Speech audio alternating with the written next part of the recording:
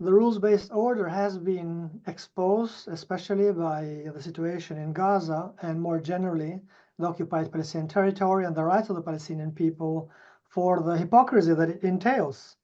and the various sets of rules that are used depending on who is at the receiving end. And that includes the US, but a lot of many other Western countries. I think the whole world has observed that over the last almost 11 months,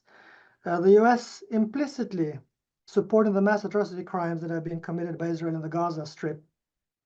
by providing with weapons and political support, especially at the UN Security Council. And even when announcing red lines, like the military offensive in Rafah, where there were 1.6 million Palestinians,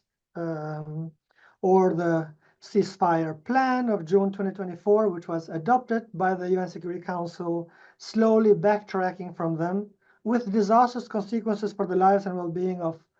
hundreds of thousands of Palestinians in Gaza,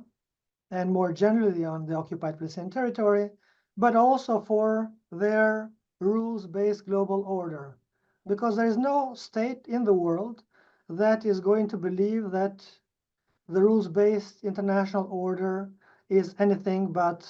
whatever the interest of some powerful states, in this case mainly the US, but its Western allies are. So what needs to happen, obviously, is more pressure besides empty condemnations.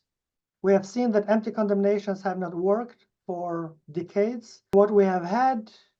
for a large period of this time has been condemnation of Israel for violations of international law, more settlements, violations of rights of Palestinians to work, to be able to move freely, and so on. And that requires that all states take their international obligations seriously. Now we need economic sanctions and other sanctions on Israel if they don't comply with UN Security Council resolutions, but also the UN General Assembly resolutions